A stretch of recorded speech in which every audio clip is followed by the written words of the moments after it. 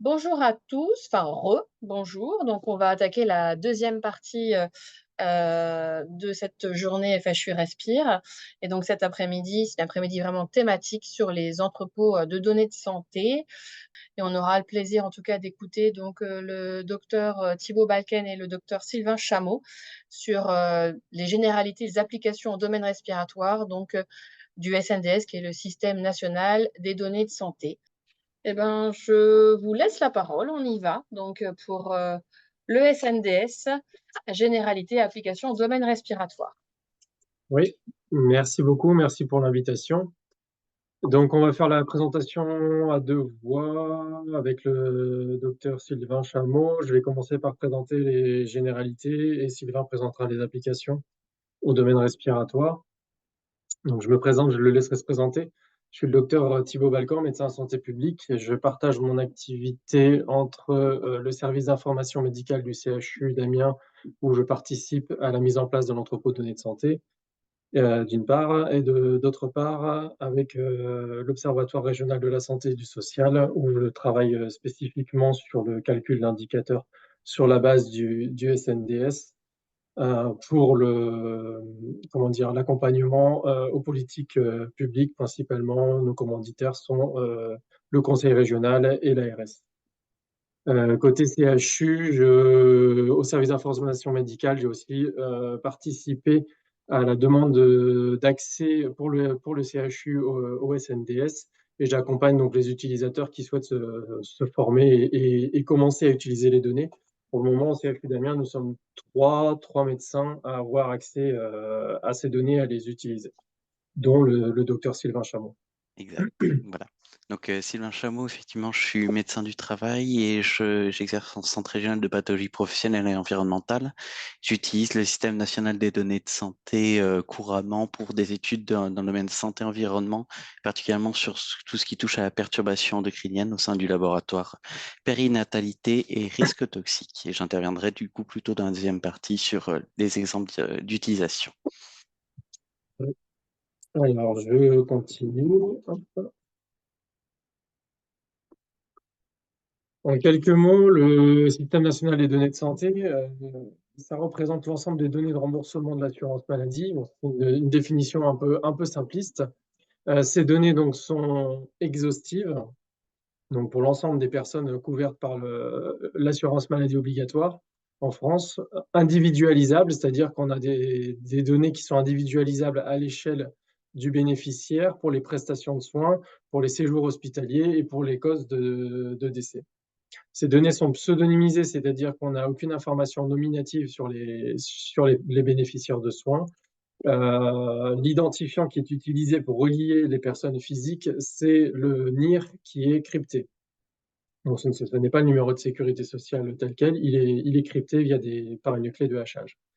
Ce qui fait que ce processus de pseudonymisation donne un pseudo pour chaque personne physique. À partir des données d'entrée, donc le numéro de sécurité sociale, on retrouvera toujours le même pseudo.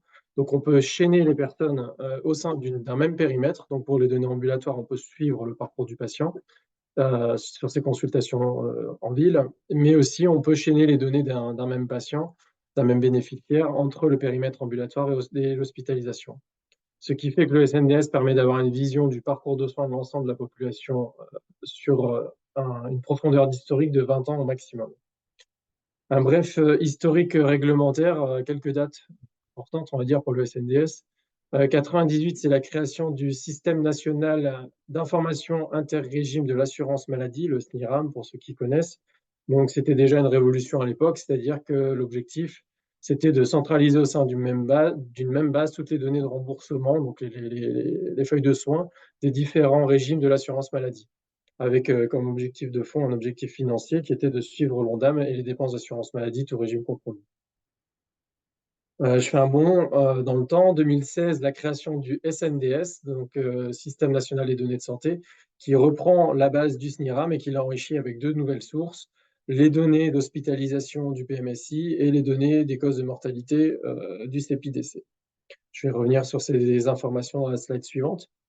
Troisième date, 2019, avec un élargissement du périmètre du SNDS à d'autres bases de données, et la création du Health Data Hub, qui remplace et élargit les missions de l'INDS, Institut national des données de santé, et qui donc, pour simplifier, avec l'assurance maladie, est chargé de la mise en œuvre du SNDS et de son enrichissement et de l'alimentation avec des bases supplémentaires. En ce qui concerne les CHU, de date, en 2016, la possibilité d'accéder aux données échantillonnées du SNDS ou à des données agrégées. Et enfin, l'été 2021, les CHU ont accès aux données individuelles du SNDS sur un historique de 20 ans, 19 plus l'année en cours.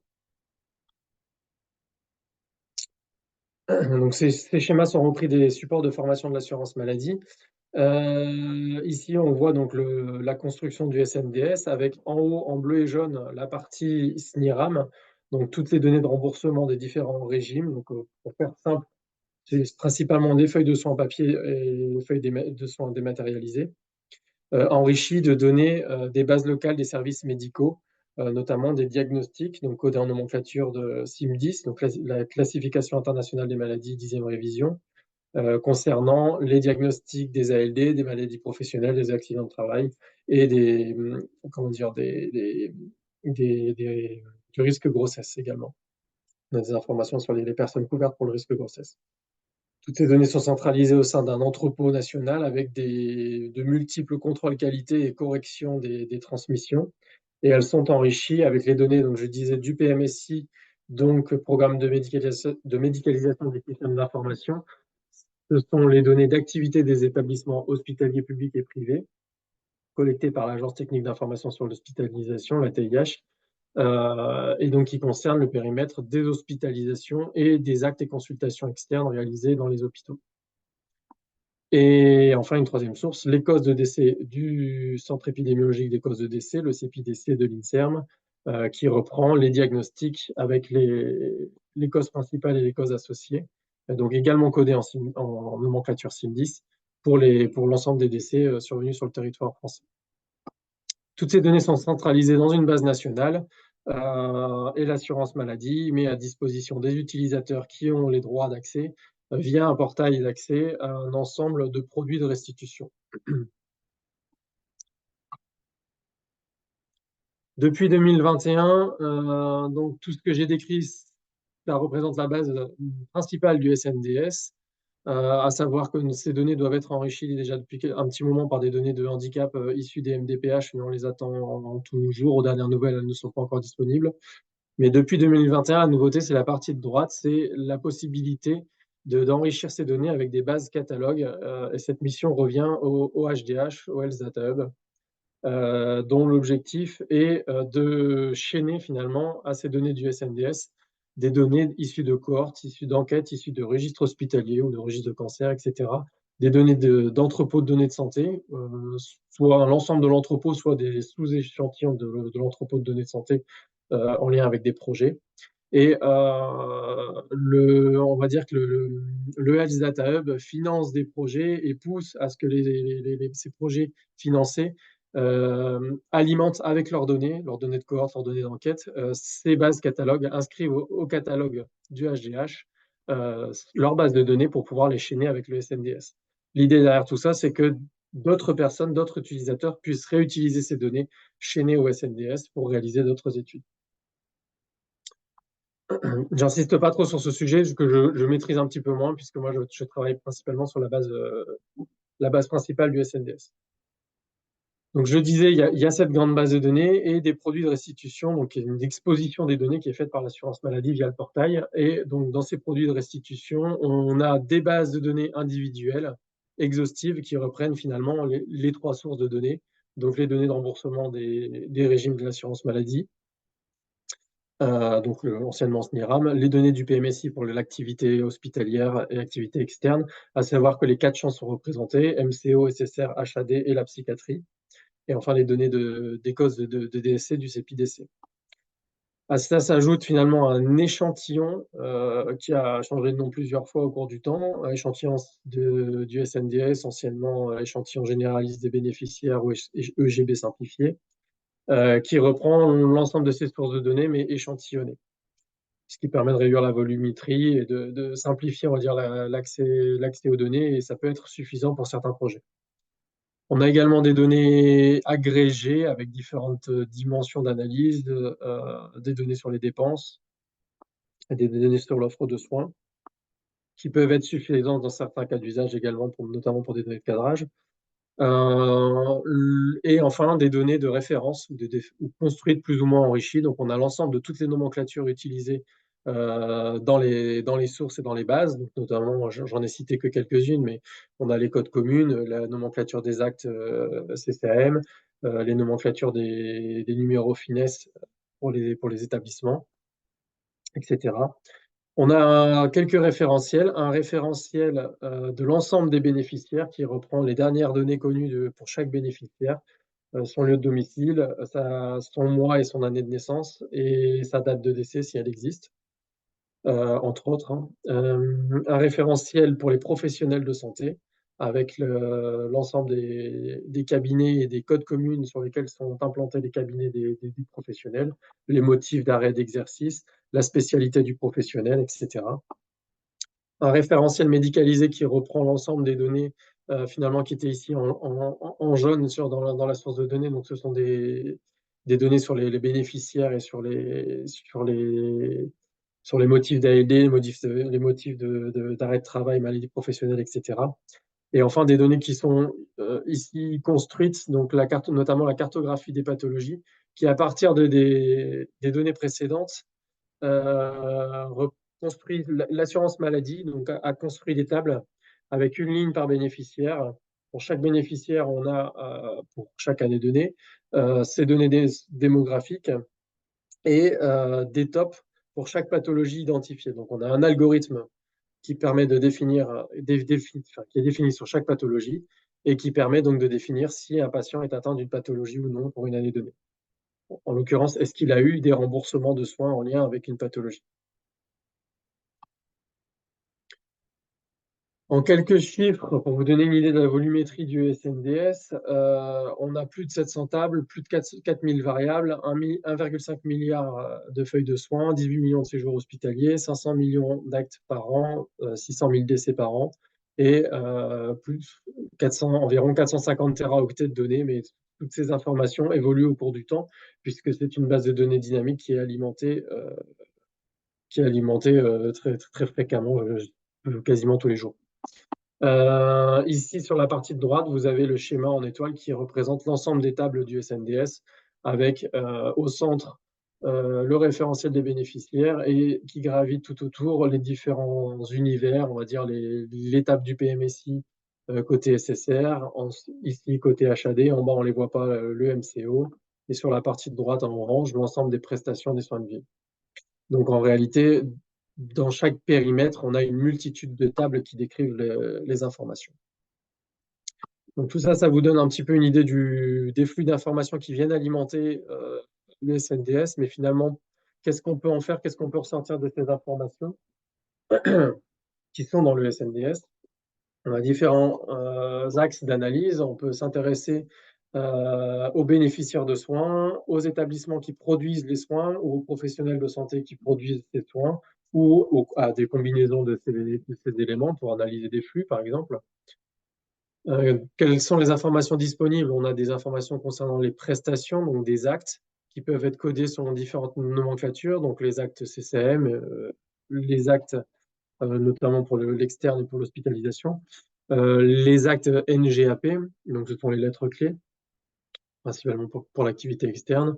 On peut avoir des actes de vaccination, des actes de prévention, etc. Enfin, on a plusieurs choses qui sont disponibles. Ça peut être des indemnités journalières, ça peut être des forfaits, ces prestations. On a également des événements, des hospitalisations, des décès, des maladies professionnelles, des ALD, des maternités qui sont enregistrées. On peut s'intéresser à la construction d'événements, donc notamment, on travaille beaucoup sur le concept de rencontres, qui sont le croisement d'une prestation pour une combinaison de bénéficiaires, établissements professionnels de soins à une date donnée, ce qui permet finalement de comptabiliser des contacts avec le système de santé pour un bénéficiaire à une date donnée. On a des informations sur le lieu d'exécution du soin, le lieu de décès. Donc, quand je dis le lieu, ça peut être pour l'exécution du soin, on a le code commun du cabinet, on a le code commun de l'établissement, mais on peut aussi savoir si l'établissement est un centre de santé sexuelle, si c'est quel est le nom de l'établissement exact, d'ailleurs, si c'est un hôpital ou une clinique, etc., etc.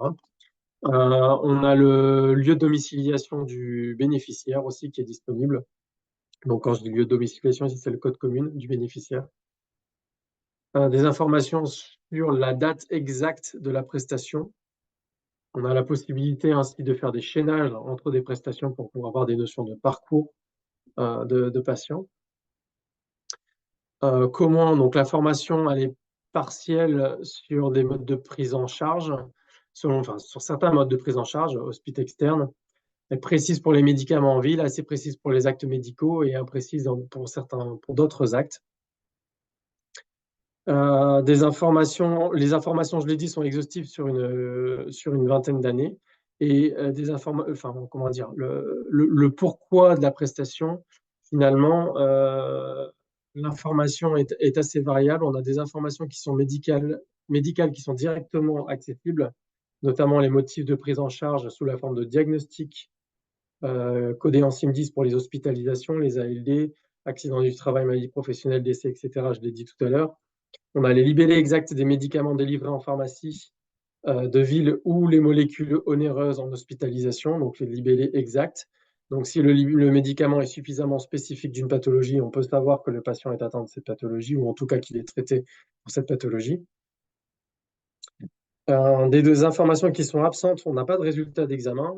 On sait que le patient a bénéficié d'un remboursement pour un acte de biologie ou pour un acte de radiologie. Mais on n'a pas le résultat de cet acte, de ce diagnostic. On n'a pas le diagnostic. On n'a pas non plus le motif d'accès aux soins pour les soins de ville. Et enfin, on a des informations qui sont déductibles par croisement d'informations. Notamment, on peut tenter de déduire, on va dire, le motif de consultation en fonction du profil du patient, son âge, son sexe, la présence de pathologies chroniques, notamment par croisement avec la cartographie des pathologies, et éventuellement la spécialité du professionnel. Plus ou moins, j'ai mis aussi la spécificité de certains actes CCM ou NGAP qui sont assez précis sur leur libellé et sur l'indication, et plus ou moins la spécificité de certains traitements prescrits ou délivrés. Quels sont les modes d'accès aux données du SNDS? 3 principaux modes d'accès.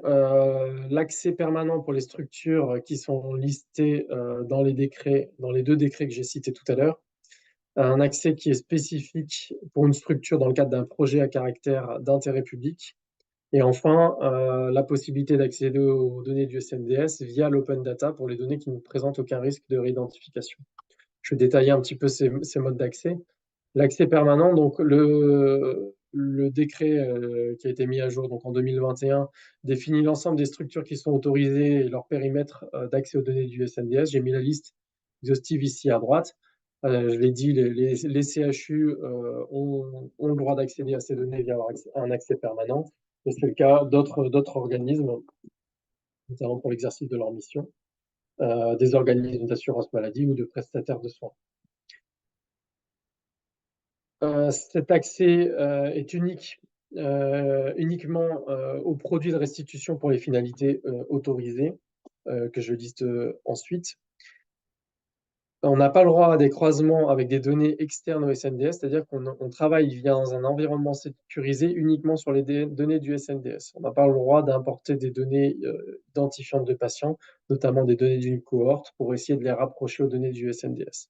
Ce cas d'usage est traité dans l'accès projet qui est le deuxième mode d'accès aux données du SNDS. Mais l'intérêt de cet accès permanent, c'est surtout qu'on n'a pas besoin d'autorisation spécifique pour les traitements que l'on réalise à partir du moment où on est dans les finalités autorisées. L'établissement autorisé a simplement l'obligation de tenir un registre des traitements qu'il réalise à partir de données du SNDS. Donc, le deuxième mode d'accès, l'accès sur projet. Donc, ici, on n'a pas de liste fermée de structures autorisées. Ce sont toutes les personnes ou structures structure publique ou privée à but lucratif ou non lucratif qui souhaite accéder à ces données pour des traitements présentant un intérêt public dans le domaine de la santé. Et ceci se fait après autorisation de la CNIL. Donc pour cela, la voie d'entrée, l'interlocuteur privilégié, c'est le Health Data Hub. Je vous ai mis ici le lien de la page pour le dépôt des dossiers de demande d'accès sur projet, dans lequel vous trouverez plus d'informations. Il existe aussi sur le site du Health Data Hub un starter kit qui décrit, qui permet d'accompagner, on va dire, les porteurs de projets qui souhaitent déposer leur projet. Je vous ai fait ici, c'est aussi sur les supports de formation de la CNAM, la timeline, on va dire, qui permet de décrire un petit peu le processus. Le porteur de projet dépose son projet auprès du secrétariat du Health Data Hub. Le projet est analysé par le CESRES qui va examiner l'intérêt scientifique et éthique, l'aspect éthique, on va dire, du projet. Ensuite, on a un avis de la CNIL qui va plutôt analyser les aspects de protection réglementaire et de protection sur des données personnelles, de minimisation des données notamment. Et enfin, lorsque ces deux accords sont donnés, une convention est réalisée entre le porteur de projet et le Health Data Hub ou bien la CNAM pour accéder à ces données. Donc, il faut prévoir un petit peu de temps pour que ces étapes se réalisent. L'accès au projet donc, permet d'accéder soit à une partie du SNDS, donc des données échantillonnées notamment, ou à des produits de restitution agrégés, ou bien à une extraction de données du SNDS, donc des données individuelles, sur un périmètre défini dans le protocole de l'étude. Et ce cas d'usage est intéressant pour notamment les structures qui souhaitent croiser des données externes au SNDS, donc des données de cohorte, une cohorte dont sur laquelle vous avez la main et vous avez l'autorisation de traitement des données, que vous souhaitez chaîner avec les données du SNDS pour connaître le parcours des patients de la cohorte en extra-hospitalier, par exemple, si c'est une cohorte hospitalière. Et ces opérations se font par un rapprochement, chaînage des données, donc entre les données de votre cohorte et les données du SNDS. Vous avez plus d'informations ici sur la page de la documentation du Health Data Hub sur cette notion d'appariement, qui est un terme un petit peu, enfin, qui est impropre, on va dire, mais qui désigne pour le Health Data Hub et l'assurance maladie le rapprochement des données d'une cohorte ou des données externes au SNDS à des données du SNDS. Je vérifie le temps en même temps. Quel que soit le mode d'accès, la structure qui est habilitée doit définir une autorité d'enregistrement, qui est en général qui est le responsable légal de la structure, et une autorité d'enregistrement déléguée, qui est la personne qui va concrètement, on va dire, gérer la gestion des droits des utilisateurs dans sa structure pour l'accès aux données du SNDS. Pour qu'un individu d'une structure soit habilité à utiliser et à accéder aux données du SNDS, cette personne doit suivre une formation minimale qui est organisée par la CNAM et l'Institut CAPIS. Ensuite, une fois que cette formation est réalisée et que la structure a bien fait sa demande et son enregistrement de son autorité d'enregistrement et l'autorité d'enregistrement déléguée, la création des droits se fait au sein de l'établissement. Et la personne a la possibilité donc d'accéder aux données du SNDS via un portail sécurisé. Le plus souvent, le portail sécurisé de la CNAM, mais il est possible que sur certains accès projets, l'établissement souhaite plutôt utiliser la plateforme du HDH ou un prestataire agréé système FIS du SNDS pour accéder aux données du SNDS. C'est le cas notamment si vous souhaitez accéder à des données, des bases de données catalogues du SNDS pour un projet donné. Dans ce cas-là, vous n'avez pas d'autre choix que de passer par la plateforme du HDH. Mais le cas général, c'est quand même d'accéder aux données du SNDS via le portail sécurisé de la CNAM à partir d'un client Citrix. Sur ce portail, vous avez la possibilité d'utiliser différents outils d'interface d'accès aux données, notamment Business Object, SAS Guide ou RStudio pour les données individuelles. Et vous avez la possibilité aussi d'utiliser la suite Microsoft Office pour on va dire, la communication, la présentation de vos résultats. Il existe aussi une possibilité d'import-export de données, mais les données importées et exportées doivent être absolument anonymes, et je vais revenir sur cette notion ensuite. Il y a une validation individuelle qui est faite des jeux d'import et des jeux de données importés et exportés. Un petit point rapide sur les formations obligatoires pour pouvoir accéder au SNDS. Les formations obligatoires sont ici en bleu avec un parcours 1 pour les organismes qui ont un accès permanent, un parcours 2 pour les organismes qui ont un accès sur projet. La formation indispensable sur une journée qui se fait maintenant en e-learning, c'est celle sur l'architecture des données du SNDS. Et ensuite, il y a 2 formations, donc, selon le cas de figure, obligatoires donc, pour les données individuelles. Données individuelles bénéficiaires ou données d'extraction SNDS pour les accès projet. Selon votre cas de figure, si vous êtes dans la situation accès organisme avec accès permanent ou accès sur projet. Et vous avez tout un tas ici en vert de formations facultatives qui vous forment principalement, on va dire, aux outils SAS ou RStudio ou à des différents environnements données agrégées ou bien données du PMSI.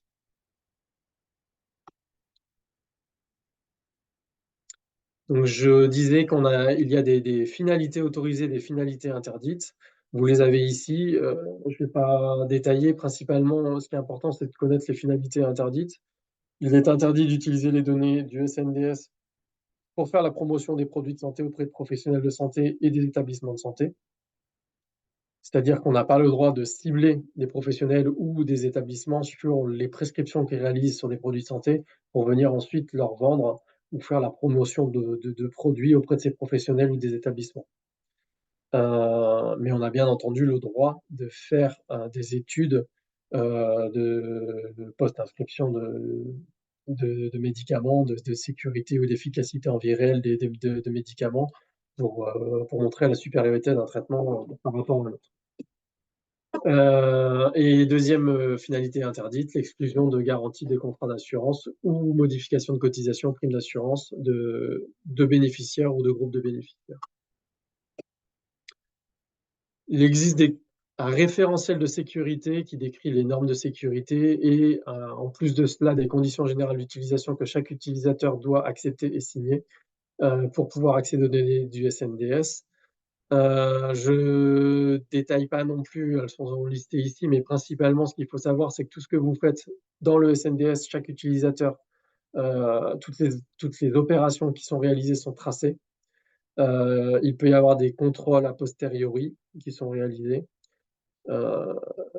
Les données, je l'ai dit, sont pseudonymisées, on ne peut pas réidentifier les patients, et c'est interdit de tenter de le faire par diverses méthodes. C'est-à-dire que dire que les données sont pseudonymisées, ça veut dire qu'elles ne sont pas anonymes. On a toujours la possibilité de retrouver les personnes si on dispose de suffisamment d'informations, notamment à partir d'un diagnostic, d'une date de soins, d'un âge, d'un sexe, d'un code commune de domicile.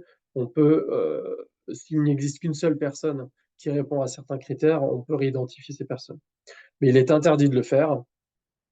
Et ça se matérialise par l'interdiction de sortir des données non anonymes du portail sécurisé, mais aussi l'interdiction d'importer des données individuelles ou potentiellement identifiantes à l'intérieur du portail. Le troisième mode d'accès des données du SNDS, l'open data, je fais un petit point dessus parce que c'est un sujet qui n'est pas forcément bien connu et on va dire que si vous avez besoin de données du SNDS pour des données de cadrage notamment, connaître des dépenses de soins pour des motifs de prise en charge, connaître des consommations de médicaments, d'actes, de dispositifs, de biologie, ou bien la prévalence d'une pathologie, etc. Vous avez déjà beaucoup d'informations qui sont disponibles en open data sans avoir besoin d'accéder aux données du SNDS. Je vous ai mis ici un lien cliquable avec la liste des organismes qui produisent des données en open data à partir du périmètre des données du SNDS et quelques exemples de données, de thèmes disponibles en open data sur le site de l'assurance maladie. Je vous laisserai lire ça à tête reposée et consulter les liens. Pour aller le plus loin, le lien le plus important, c'est celui de la documentation partagée du SNDS sur le site du Health Data Hub. C'est le premier ici. Et à partir de ce lien, vous retrouvez tous les autres. C'est une documentation donc, qui est, je l'ai dit, partagée par tous les utilisateurs. Chaque personne peut l'enrichir. et vous trouvez énormément d'informations sur ce lien.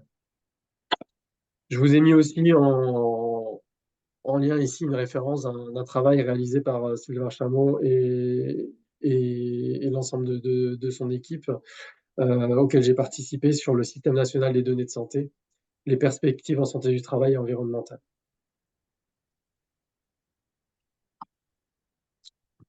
J'ai utilisé beaucoup de sigles, j'en ai mis quelques-uns ici, mais s'il y en a d'autres que vous n'avez pas, que je n'ai pas expliqué, n'hésitez pas dans les questions à me demander. Et je laisse la main à Sylvain en espérant ne pas avoir trop débordé. Oui, je vais aller vite, il n'y a pas de souci. Donc, merci beaucoup Thibaut pour cette présentation. Du coup, c'est toi qui vas passer les slides. Je te ferai Oui, oui, un vas-y. signe.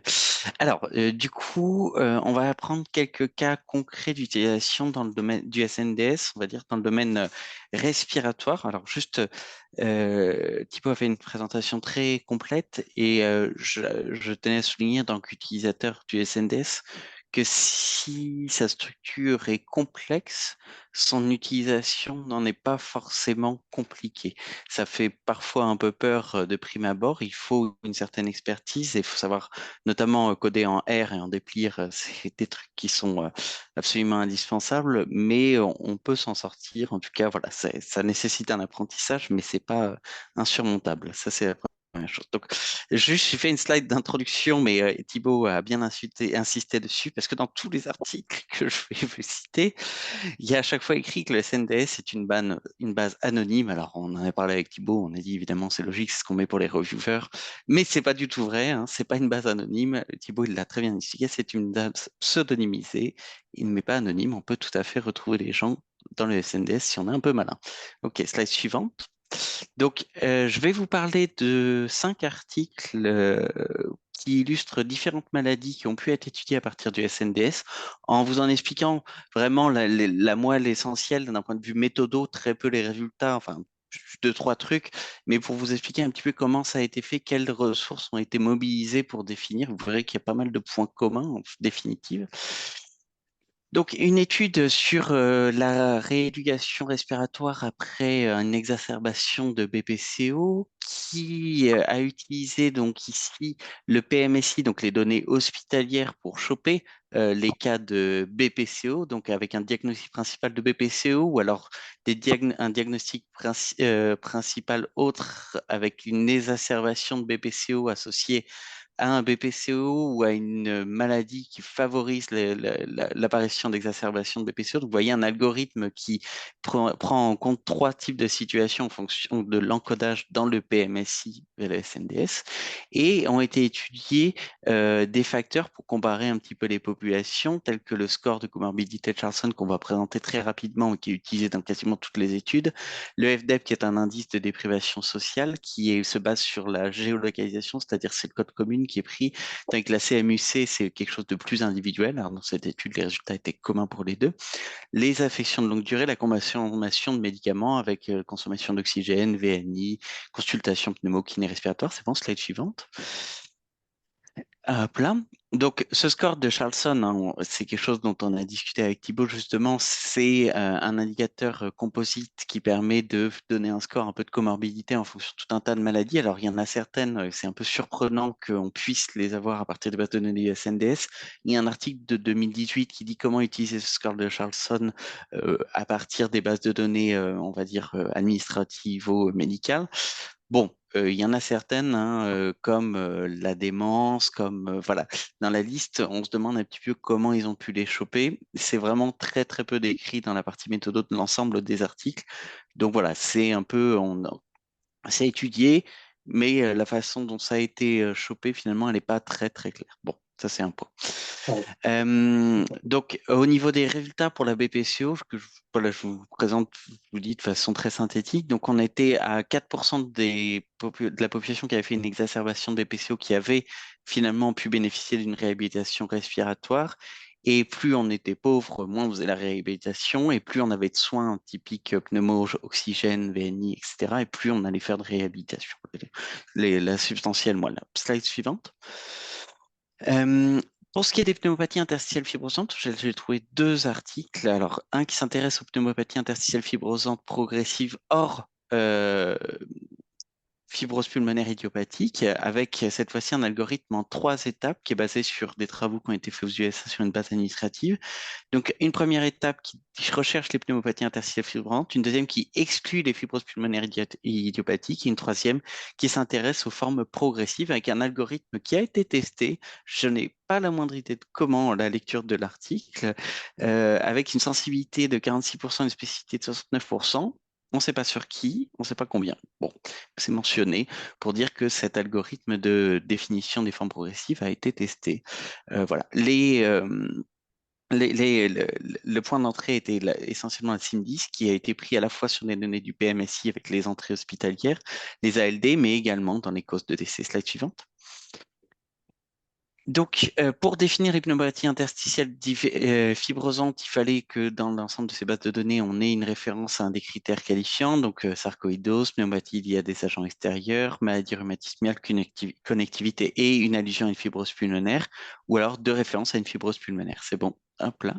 Ensuite, pour exclure les FPI, ils ont utilisé l'algo qui est aussi utilisé dans notre article, c'est-à-dire qu'ils ont pris les codes SIMDIFI 84.1, autre affection pulmonaire interstitielle avec fibrose, chez les gens qui avaient plus de 50 ans, globalement, avec des diagnostics différentiels d'exclusion, donc sarcoïdose, etc., celles que je vous ai déjà listées.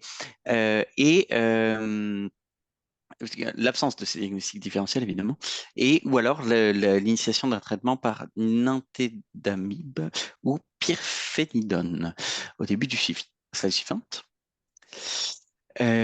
Pour la partie progressive, alors là, c'est la partie la plus complexe en termes d'algorithme. Ça a été défini comme 3 consultations chez le pneumologue et 3 EFR dans une période de 12 mois avec une corticothérapie ou une immunothérapie qui a été définie, qui a été instaurée, pardon, et également soit des soins palliatifs, soit 3 scanners, soit de l'oxygénothérapie, soit une hospitalisation en unité de pneumo-intensive après un passage aux urgences, soit une transplantation pulmonaire. C'est un petit peu le plus compliqué, on va dire. Et donc, les résultats, c'est que pour ces pneumopathies interstitielles fibrosantes progressives qui ne sont pas des FPI, eh bien, on avait une incidence de 4 pour 100 000 personnes année, avec un quart de ces formes qui étaient liées à l'exposition à des agents extérieurs tels que silice et amiante et une survie médiane à 3,7 années. OK, slide suivante. Donc, un autre article, cette fois-ci, là, sur la fibrose pulmonaire idiopathique qui est non traitée, avec une description de son coût, mais également de la survie, etc. Donc, là, on est parti sur la même définition que dans l'algorithme numéro 2 de l'article précédent, c'est-à-dire code SIM10 identique, plus de 50 ans, pas de diagnostic différentiel, donc exactement le même méthodo. Mais cette fois-ci, uniquement, a priori, sur le PMSI, sur le DCIR, donc pour les diagnostics principaux d'hospitalisation et le DCIR pour les ALD, et pas sur les causes de décès. Les causes de décès ont été utilisées, alors soit pour les décès hospitaliers pour repérer s'il y a eu un passage en unité de soins intensifs de pneumo, soit pour toutes les causes de décès aussi via le CPIDC, donc les données vraiment de l'INSERM. C'est bon?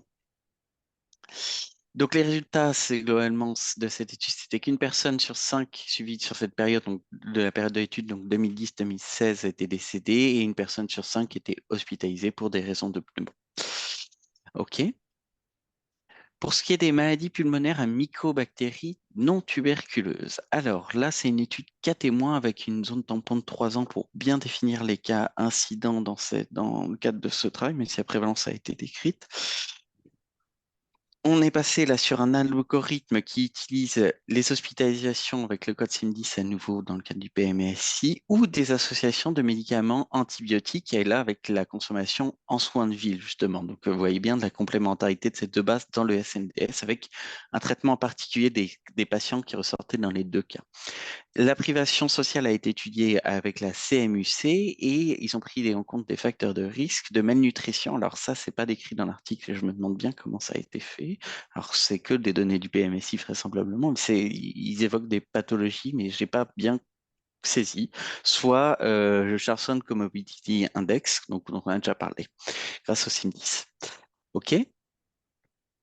Donc, SIM10 d'inclusion, soit c'était le code le plus spécifique, le A300, enfin A310, infection mycobactérienne pulmonaire, soit deux autres codes s'ils étaient associés à des diagnostics secondaires de bronchite, d'emphysème, de bronchectasie, etc., etc. OK. Par contre, si on n'avait pas le code le plus spécifique, donc le 1.31.0, eh bien, il y avait une exclusion s'il était évoqué en diagnostic associé, par exemple une tuberculose pulmonaire, une pneumonie à pseudomonas ou une tuberculose respiratoire non confirmée, s'il y avait un certain type de traitement antibiotique. OK. Donc, les résultats, finalement, c'est qu'un quart de cette population souffrant de maladies pulmonaires à mycobactéries non tuberculeuses était traitée par antibiothérapie, avec un quart qui l'était toujours au bout d'un an, donc une assez mauvaise observance, vraisemblablement, que ces patients avaient assez logiquement plus de comorbidité que les témoins, et la mortalité était réduite de l'ordre de 20% pour le groupe traité par rapport au groupe non traité parmi les patients atteints. Ensuite, l'aspergillose pulmonaire chronique qui a été repérée dans un article qui utilise cette fois-ci uniquement le PMSI, avec un tampon là, de 4 ans pour les cas incidents. Donc l'idée, c'est soit d'utiliser le code B441 avec exclusion des patients qui ont un certain nombre de pathologies pulmonaires, notamment la mucoviscidose, ou alors l'aspergillose invasive avec l'exclusion d'un certain nombre de patients, on va dire, immunodéprimés. Alors là, comme on est sur le PMSI, et là, vraisemblablement, ils ne sont vraiment pas du tout passés par le SNDS, mais par le PMSI, ils ont pu recruter des patients, enfin, confronter leur algorithme de sélection à des patients qu'ils avaient vraiment dans leur base de données hospitalière et donc vraiment tester la sensibilité et la spécificité. Alors là, ils nous disent que l'algorithme a été validé sur 150 patients, ce qui est intéressant, et c'est des choses qu'on ne peut pas faire à moins de déposer un projet dans le SNDS où on donne à la CNAM via le HDH une liste de patients qui ont la maladie et on leur dit, bah voilà, donnez-nous tel paramètre et comme ça on peut tester notre algo. Mais sinon, ça, on ne peut pas dans les SNDS parce qu'on ne peut pas aller à l'individu normalement. Donc là, ils sont passés par la PMSI, ils ont pu le faire, mais ils ne nous ont pas indiqué la sensibilité et la spécificité. Vas-y. Donc les résultats finalement dans tout ça, c'était une incidence de l'ordre de 4 pour 100 000 personnes qui augmentait pour l'aspergillose pulmonaire chronique, de 16% entre 2014 et 2018, avec des patients qui avaient plutôt des maladies respiratoires chroniques sous-jacentes, type BPCO, emphysème, cancer du poumon, fibrose pulmonaire et pas tellement d'immunodépression, et une personne sur deux qui était décédée au bout de 5 ans. Voilà. Hop là. Merci pour votre écoute. On a un peu dépassé, désolé. J'ai essayé d'aller au plus vite pour la présentation. C'est ma faute. Et on Non. est tout oui pour les questions, évidemment. Ne t'inquiète pas, Sylvain, tu as déjà débroussaillé une partie de ce que je vais raconter tout à l'heure. Super. On gagnera du temps de ce côté-là, donc il n'y a vraiment aucun problème. Alors, je ne sais pas s'il y a des questions, si parmi les participants, certains ont déjà utilisé le SNDS, alors soit en ayant des autorisations, soit en travaillant avec des gens qui l'ont, ce qu'on a fait nous pour l'étude que tu as présentée, Mycobactéries. Je vois déjà une main levée, qui est celle de Jacques.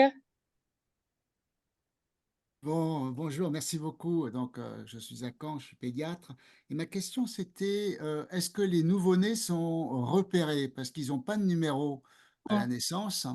Et je ne sais pas si ils sont bien repérés dans ce genre de base de données parce que dans toutes les maternités, en fait, ils sont hospitalisés au nom de la maman.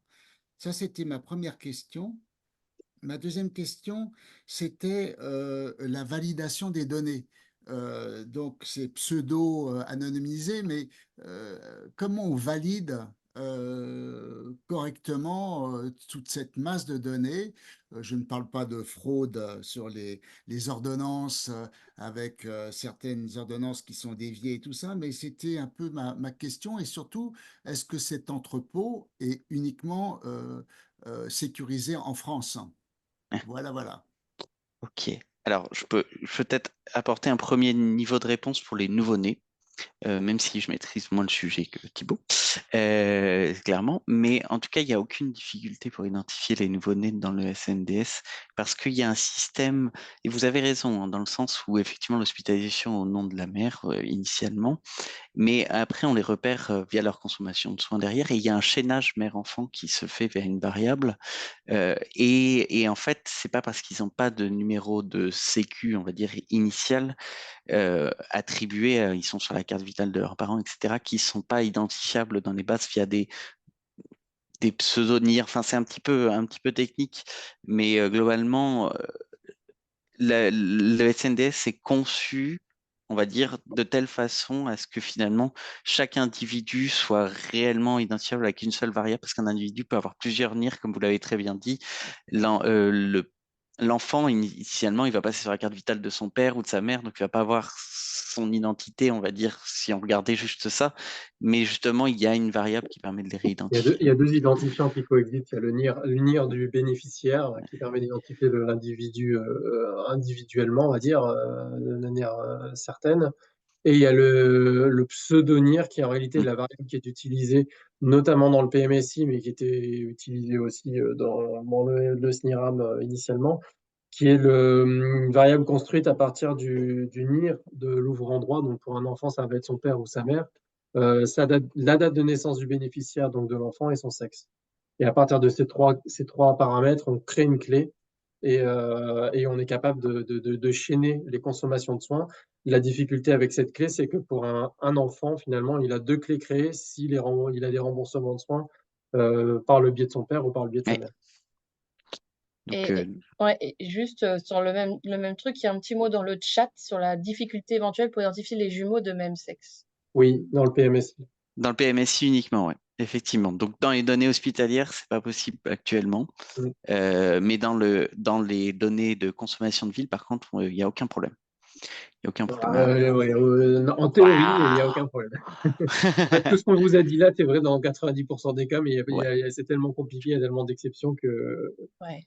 on trouvera toujours un cas qui permet de contredire. Oui, oui, oui, ça dépend de Et, certains. En fonction du et par régime contre, d'affiliation, les variables n'ont pas toutes été c'est codées ça. historiquement de la même façon. Mais on va dire que voilà, dans le monde idéal, il n'y a pas de problème dans les données de ville. Et j'ai pas bien compris la question sur la validation des données. C'est par rapport à le lien avec la fraude et. Oui, c'est ça, c'était de valider les données de cette énorme base de données par rapport à la réalité. On connaît, hélas, la qualité quelquefois des codages de PMSI. Quand on revient sur les dossiers médicaux, on est quelquefois surpris sur certains codages. Alors, si les données sont mal codées au départ, il n'y a pas vraiment de. Elles seront mal codées dans le SNDS. Il n'y a pas de correction de la facturation qui est faite dans le SNDS. Par contre, si un professionnel, par exemple, sur des feuilles de soins, je ne connais pas très bien la procédure en externe, mais il y a la possibilité quand même de corriger. Donc, on a des données transactionnelles, on a la possibilité d'avoir des actes qui sont en nombre négatif qui viennent corriger des lignes précédentes.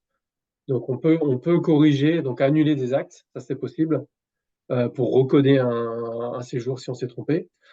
Par contre, en cas de, je sais pas moi, si l'assurance maladie contrôle un professionnel ou un établissement et s'aperçoit qu'il y a des erreurs et annule des factures, elles ne seront pas annulées dans le SNDS. On aura toujours les factures dans le SNDS. Ça, c'est un premier point. C'est Et si on a des professionnels ou des établissements qui font un peu de surfacturation, ça, c'est pas des choses pas des choses qu'on peut corriger, mais on le voit. Mm. Et ça rejoint un petit peu ce qui a été fait dans deux articles que j'ai rapidement présentés, qui est cette idée de validation des algorithmes qui a été plutôt bien écrite dans l'article qui était basé que sur le PMSI, mais comme je l'ai rapidement évoqué, c'est pas possible dans l'état, dans le SNDS. C'est-à-dire que vous dites, je veux faire un algorithme pour je sais pas quelle maladie très précisément et tout. Vous savez que vous avez des patients qui répondent à ces critères et vous vous dites, bah, je veux voir si mon algorithme qui permet de choper tous les patients de toute la France, ils sont valides sur mes patients.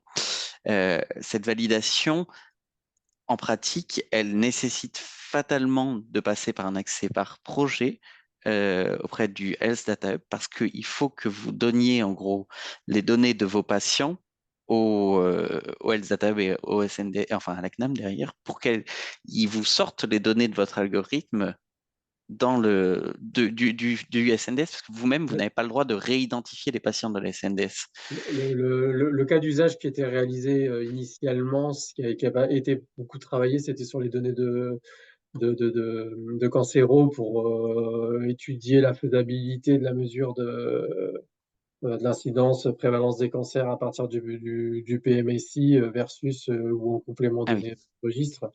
Et il y a eu des cas, des articles de validation d'algorithmes de diagnostic, de détection de cancer, où on va faire une requête finalement dans le PMSI local d'un établissement et ensuite on va aller regarder tous les dossiers, vérifier dans le dossier médical pour savoir si le patient avait bien le cancer. Et on est capable de voir si notre algorithme va nous donner des faux positifs. Mais on ne mesure pas l'information sur l'ensemble de la population pour calculer une sensibilité, une spécificité. Je ne sais pas si ça répond à la question, mais Moi, je voulais juste rajouter justement ce commentaire parce que l'équipe de Lyon a travaillé sur la mucoviscidose et ils ont quand même la surprise de trouver presque plus de 1000 diagnostics de mucoviscidose qui n'en étaient pas en travaillant sur la base du CNDS. Donc, parce que j'ai tiqué sur le fait qu'il y avait eu un travail sur les pneumopathies fibrosantes qui sont des maladies rares. Et c'est vrai que je rejoins un peu la question de Jacques, c'est-à-dire on peut se poser la question quand on arrive dans des pathologies rares sur la fiabilité du nombre des patients, parce que Oui, ça avait été une surprise importante pour la muco, puisqu'on a un registre, donc on connaît très bien le nombre de patients, et ça avait été quand même une surprise de découvrir des patients qui n'étaient pas des muco. ouais, c'est un sujet de discussion justement entre épidémiologistes et les personnes de l'ACNAM, parce que l'ACNAM a publié du coup des données de la cartographie des pathologies. Elles sont disponibles en open data. On a même des outils de visualisation des données de pathologie. On a la prévalence de certaines pathologies et elles sont entre guillemets présentées comme des données épidémiologiques, mais ce sont des données de facturation. Donc, c'est issu de données de facturation. Donc, on a bien entendu des erreurs dans ces. on sacrifie un peu la précision au nombre de cas, quoi. C'est un peu le problème. Alors, c'est vrai que c'est particulier, quand on en a déjà parlé plusieurs fois avec Claire, hein, c'est le problème de pas avoir non plus de médicaments traceurs, par exemple, ultra fiables. Moi, je bosse sur la thyroïde, l'hypothyroïdie, c'est ultra simple. C'est traité par des hormones thyroïdiennes. Il y a rien de plus spécifique. On peut pas trop se planter globalement. C'est vrai que pour l'ensemble des maladies qu'on a présentées, avec des algorithmes plus ou moins compliqués, hein, notamment pour les pneumopathies interstitielles progressives qui ne sont pas de la FPI, bon, bah, c'est sûr que à chaque étape, on peut se demander la précision des choses, on va dire. Ça, c'est vrai pour ça, c'est vrai pour d'autres maladies qui ne sont pas forcément déclarées en ALD, etc. Enfin, voilà, il y a forcément des imprécisions. Il faut faire attention quand on utilise ces données, en tout cas pour mesurer des nombres de cas, pour faire de l'incidence, de la prévalence. C'est sûr que elles sont utiles pour mesurer éventuellement des associations dans des populations ou bien voir des évolutions, des tendances, mais il faut toujours être très vigilant quand on utilise ces données. Et encore une petite Et question. croiser les sources. Petite question de Luc Daucher, puis après on va continuer et peut-être que de toute façon on aura besoin de vous si vous pouvez rester avec nous sur les interventions suivantes. Oui, Luc? c'était pour réagir sur la question des registres. Alors, c'est vrai que probablement que l'avenir, c'est de croiser là où il y a des registres qui existent, les données avec le SNDS, pour valider ces données et corriger les données du SNDS pour avoir des données d'incidence et de prévalence qui vont être vues. Mais le décalage entre les données du SNDS et celles des registres, c'est un problème qui est connu pour tous les registres, y compris cancer, maladie cardiovasculaire, etc. C'est pas que pour les maladies rares. Et puis là, le futur, c'est le croisement avec les entrepôts de données de santé. Alors là, mais bon, ça, on se revoit dans 10 ans, mais ça sera ça sera quand même pas mal. Eh ben, merci déjà pour cette première approche qui a soulevé beaucoup de questions et je pense qu'il y en aura d'autres au cours de l'après-midi. Moi, je vais faire rapidement juste pour vous montrer un certain nombre de limites possibles. On en a déjà beaucoup discuté avec la première présentation de Sylvain et de Thibaut. En tout cas, de mon côté, on va dire en tant que clinicien qui ai travaillé sur les données qu'on m'a fournies, hein. Moi, je ne sais pas manipuler le SNDS, soyons clairs. Les limites qu'on a pu trouver et des fois les incompréhensions et les questions que ça peut générer. Donc, c'est l'étude qu'a présentée tout à l'heure Sylvain, dont l'objectif était d'évaluer un peu l'incidence d'infection à mycobactéries en France, la mortalité et un peu la prise en charge. Donc, je vous ai juste remis pour qu'on sache de quoi on parle et pour comprendre un peu la difficulté dans ce type, en tout cas, de pathologie. Hein. C'est vraiment dépendant comme l'a dit Sylvain, de la pathologie qu'on étudie. Hein, quand on peut avoir un médicament qui permette de récupérer et qui soit spécifique, c'est facile. Les infections à mycobactéries, c'est nettement plus compliqué parce que déjà, le diagnostic au quotidien n'est pas simple puisque ça associe des critères cliniques, radiologiques, microbiologiques. Et dans les critères cliniques, il faut être sûr qu'il n'y ait pas d'autres diagnostics plus probables que l'infection à mycobactéries. Donc déjà, c'est complexe quand on a un patient devant soi. Et donc, quand on veut étudier sur une masse de patients pour avoir une idée un peu de l'incidence ou de la prise en charge en France, ça devient encore plus complexe. Puisqu'on a vu tout à l'heure, on a discuté de la manière dont les choses sont codées, et là, c'est encore plus difficile. Donc, on s'était posé les questions de comment identifier ces malades, d'où l'idée d'avoir soit des codes spécifiques d'infection mycobactérie non tuberculeuse, et puis de rechercher également via les antibiotiques. Alors, j'ai mis le entre guillemets spécifiques, parce que ces antibiotiques ne sont pas spécifiques des infections à mycobactéries non tuberculeuses, mais c'est le fait d'en avoir plusieurs ensemble qui font évoquer le diagnostic. Donc, sur l'identification, on avait pris donc ceux qui avaient vraiment le COM-SIM10 spécifique, donc d'infection pulmonaire à mycobactéries.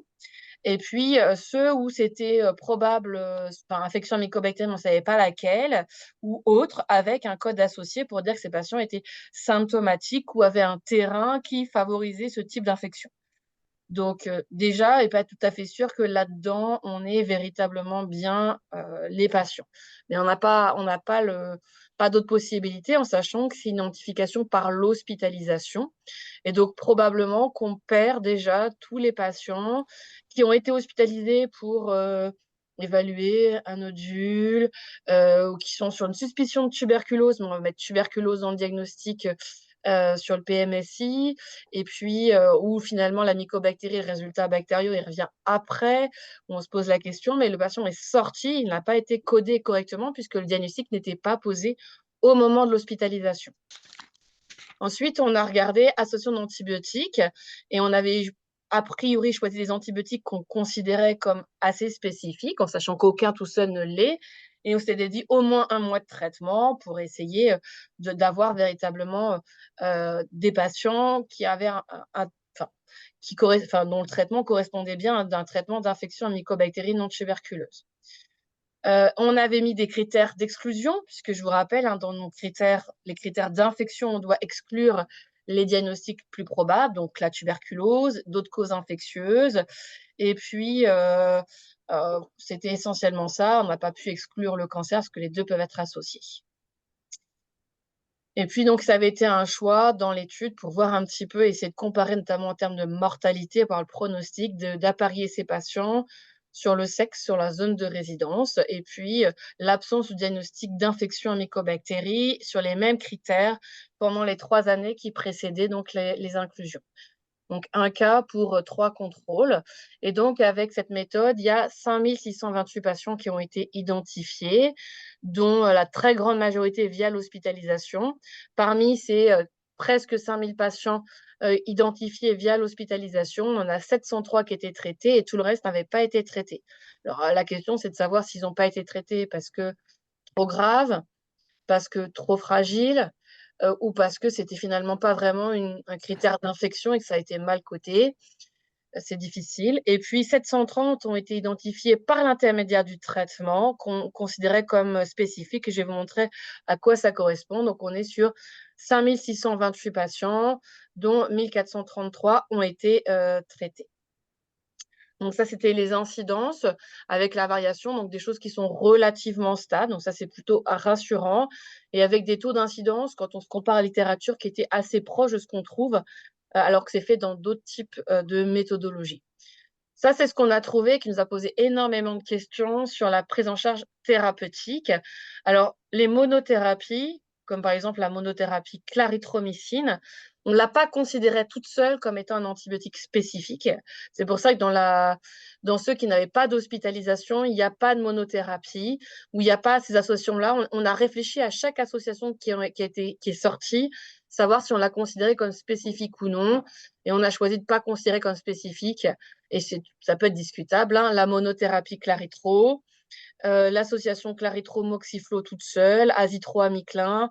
Enfin, il y a un certain nombre de choses qu'on a considérées comme qu'on ne prenait pas. Et puis, vous voyez, on a des trucs assez variés et assez variables qui nous ont quand même posé un certain nombre de questions, puisque dans ce qui est considéré comme étant une infection prouvée, hein, selon la cotation en hospitalisation, on a trouvé des monothérapies. Donc, soit c'est une mauvaise cotation, soit les gens sont très, très mal pris en charge, mais ça concerne quand même 20% des patients, ce qui est énorme. 20% des patients traités qui seraient en monothérapie par un macrolide. Donc, on ne sait pas on sait pas et on ne saura jamais où est la faille. Est-ce une faille, c'est probablement multifactorielle de la méthode, ou est-ce une faille de la prise en charge par les collègues? On saura jamais. Donc, c'est vrai que les limites dans notre travail, bah, c'est qu'il n'y a aucune donnée clinique disponible, il n'y a pas de données bactériaux disponibles, hein, ce n'est pas relié aux données des laboratoires directement, et c'est un véritable problème dans ce type de pathologie. Dans les pathologies complexes comme les infections à mycobactéries, on n'a pas de vérification possible des critères d'infection. Il pourrait être intéressant de faire, comme ça avait été montré, un essai sur une petite population dont on peut aller voir les dossiers. Et donc, il y a probablement dans notre population des cas de patients inclus qui n'avaient pas vraiment d'infection à mycobactéries non tuberculeuses. Et puis, il y a probablement également des vraies infections qui n'ont pas été incluses, avec des patients qui ont été étiquetés de tuberculose sur leur hospitalisation, parce qu'on a trouvé une caverne et puis des barres à l'examen direct, mais au final, c'est pas de la tuberculosis qui pousse, c'est de la typique. Et le diagnostic a été posé après la sortie, sauf que c'est le code d'hospitalisation qu'on a pris.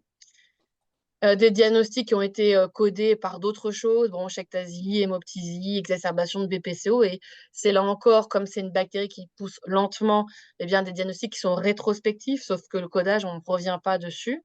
Des patients décédés avant le diagnostic, des patients qui n'ont pas été hospitalisés et pas forcément traités, puisque les patients avec des dilatations des bronches peuvent avoir des vraies infections à mycobactéries, mais qu'on prend en charge, notamment, comme j'ai écrit en dessous, par de la kinésithérapie. On a choisi d'inclure les traitements, je vous ai dit, hein, on a ces grosses difficultés, hein, de la non-spécificité, des traitements empiriques. Donc ça, on ne peut pas faire la part des choses. Et ce que je vous disais, hein, le vrai problème, et c'est une question qu'a soulevé cette étude, 20% de traitement par monothérapie macrolide.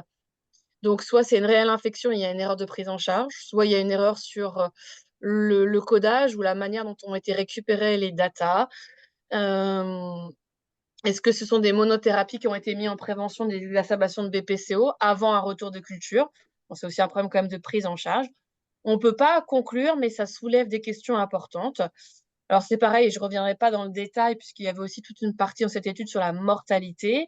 Donc voilà, il y a une mortalité plus importante chez les non traités, mais est-ce qu'ils n'ont pas été traités parce qu'ils sont trop sévères, trop âgés?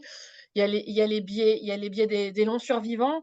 Voilà, donc il y a aussi des formes chroniques d'audioneuroprojection qui n'ont pas été traitées, mais de bons pronostics.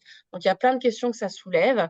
Et donc, il y a, je dirais en conclusion, sur en tout cas ma toute petite expérience, ça apporte des informations intéressantes, ça soulève énormément de questions sur lesquelles il n'y a pas forcément de réponse, et qu'il faut garder, enfin, c'est un très très bon outil, mais il faut garder vraiment un esprit critique sur les informations qu'on récupère.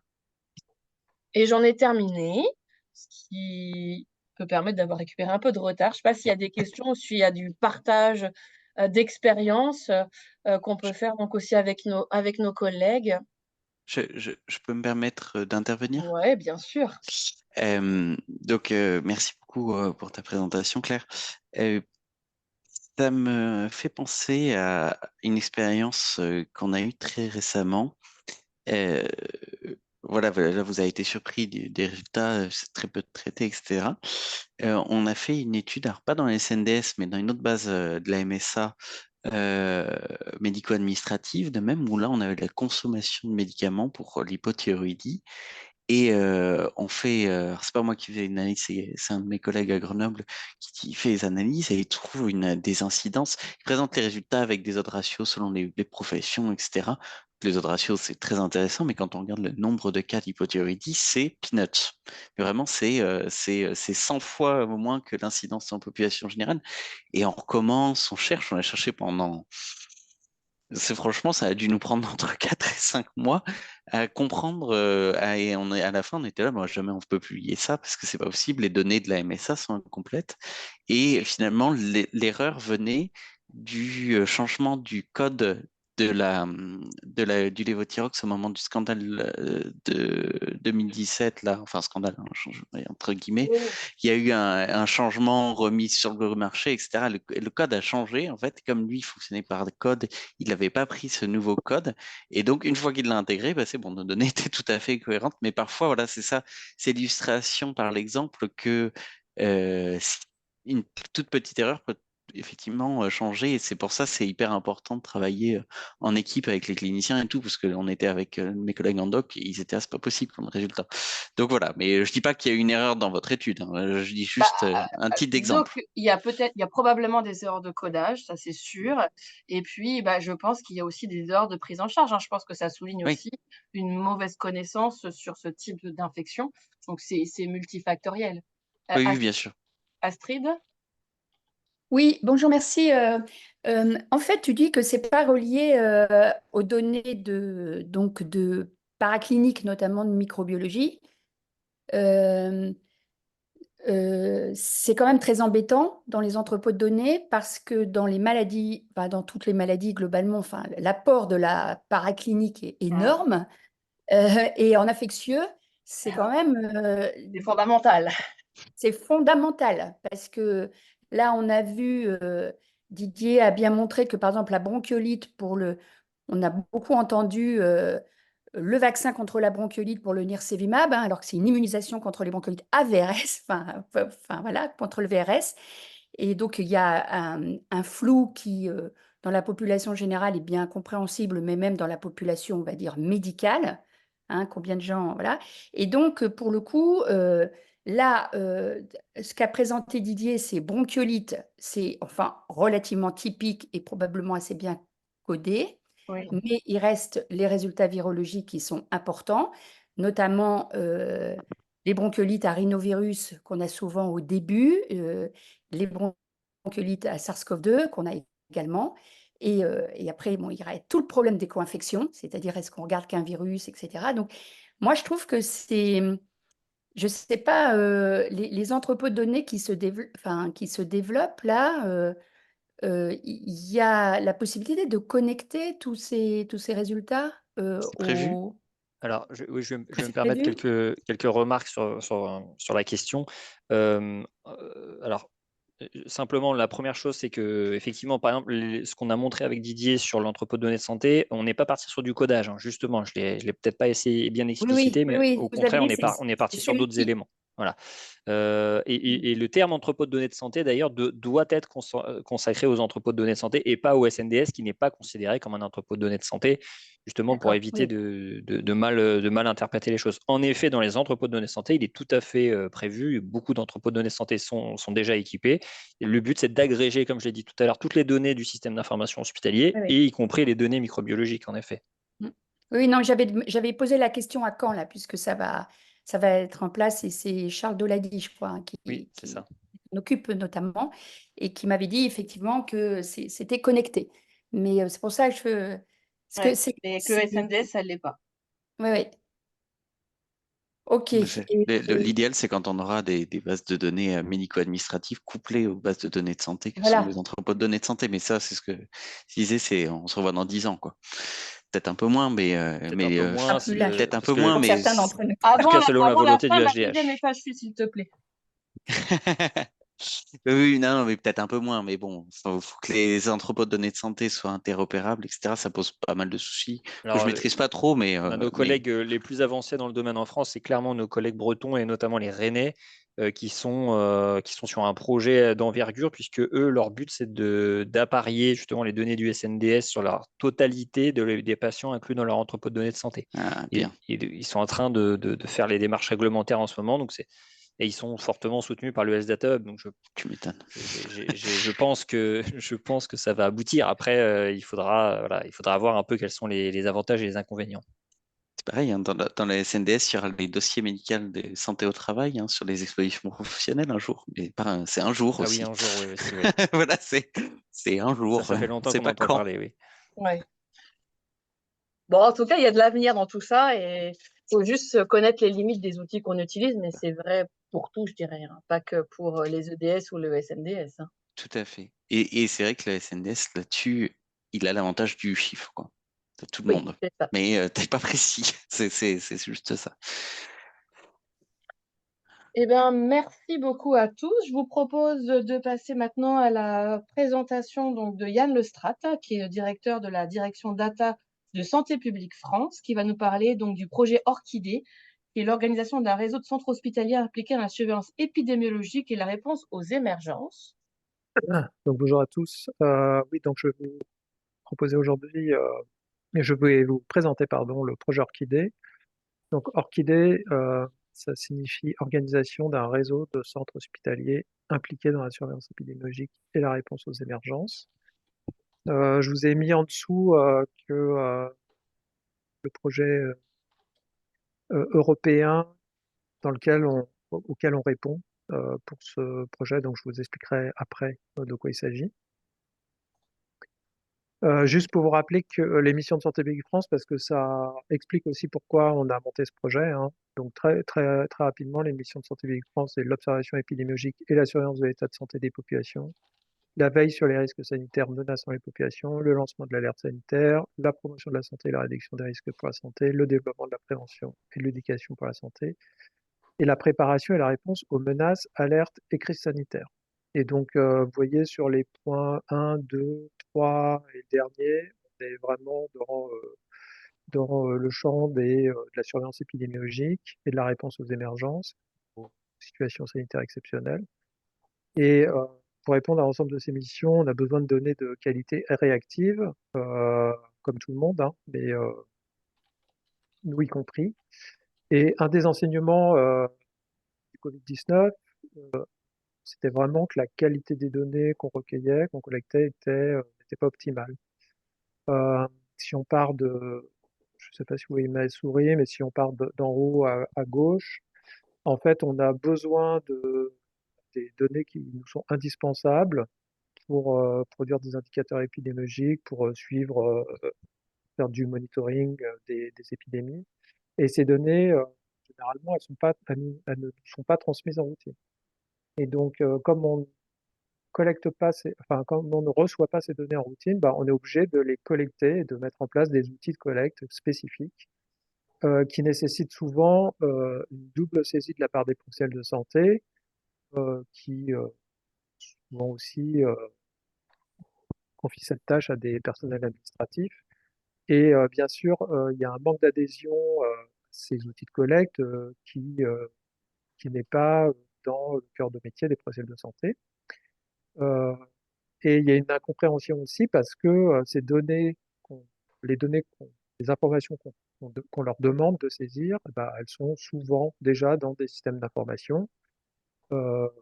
Et donc, comme il y a ce manque d'adhésion à ces outils, bah, ça engendre des données collectées de mauvaise qualité. Et ensuite, il y a toute la chaîne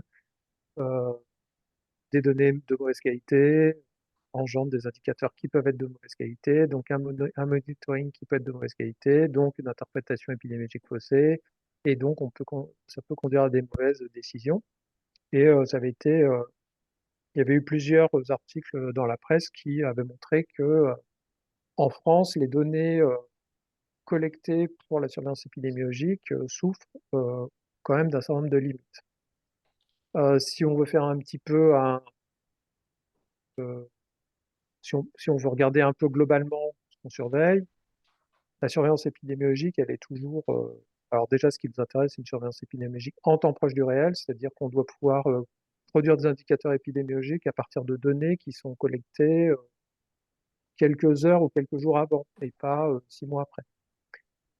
Et donc, vous voyez, on a différents pans de la surveillance. C'est bien sûr, on surveille la mortalité, on surveille ce qui se passe à l'hôpital, on a des collectes, des remontées de résultats de tests biologiques, de virologie. On surveille ce qui se passe dans les EHPAD, en médecine de ville et puis en population générale. Et si on fait un focus sur ce qui se passe à l'hôpital, en fait, vous voyez qu'on a on n'a que deux sources à l'hôpital. On a au secours au niveau des services d'urgence. Et puis, pour la réanimation et soins critiques, on a un réseau de 200 services volontaires qui remontent un certain nombre d'informations. Et en fait, si on regarde un peu précisément qu'est-ce qu'il y a derrière, ben, Au Secours, c'est vraiment un système d'information pour la surveillance. Les procès de santé saisissent, nous on reçoit les de passage aux urgences toutes les nuits de quasiment tous les services. Donc tout est automatisé et tout est assez simple et ça existe depuis plus de 20 ans. Ça avait été mis en place en 2004. Au niveau de la réanimation et des soins critiques, c'est une collecte d'informations c'est vraiment des questionnaires papier, ensuite c'est saisi, et ces collectes d'informations, elles ne servent pas forcément à produire des indicateurs épidémiologiques, mais plus à connaître, à avoir des informations sur les personnes qui sont hospitalisées en réanimation ou soins critiques. Donc ça peut être les comorbidités, etc. Et puis, vous voyez qu'en hospitalisation conventionnelle ou autre service, on n'a rien. Et donc en France, on n'est pas très bien outillé pour savoir ce qui se passe à l'hôpital. Et donc, vous le savez déjà, mais la crise du Covid-19 a accentué cette prise de conscience qu'il fallait absolument disposer en France d'une surveillance épidémiologique hospitalière moderne et efficace. Donc le projet que nous proposons part sur le principe d'une utilisation secondaire des données, sachant qu'il y a déjà des saisies d'informations par les professionnels de santé dans le cadre de la prise en charge et du suivi des patients. Ces données elles sont stockées dans les hôpitaux, dans des bases de données, dans des environnements sécurisés. Et le principe donc de ce projet, c'est que la surveillance épidémiologique s'inscrit dans l'utilisation secondaire de données et ne nécessite plus une saisie spécifique des professionnels de santé pour produire des indicateurs épidémiologiques. Donc forcément, avec la création des différents entrepôts de santé à l'hôpital, aussi leur structuration, leur développement en France, les financements qui ont été apportés par la DGOS notamment, s'est dit que ça serait intéressant de travailler avec les EDS, puisque les EDS font déjà travail de collecte d'un certain nombre d'informations qui sont dispersées dans les différents sites de l'hôpital. Donc les avantages de travailler avec les EDS, c'est que ils sont finalement, quand on travaille sur les données des EDS, c'est quand même assez réactif. Les données sont très riches, ça c'est sûr. Il y a une diversité des services hospitaliers, puisqu'on veut pouvoir travailler pas seulement avec des réanimations, mais avec différents types de services. Et puis la centralisation des données déjà effectuées par l'EDS. Les limites, c'est que si on travaille avec 25 EDS, enfin avec tous les EDS, il y a une maturité des EDS qui est hétérogène en France, ça c'est normal. Il y a aussi une hétérogénéité des DSI dans les hôpitaux, et puis une hétérogénéité des formats de données au sein d'un même hôpital et entre les hôpitaux.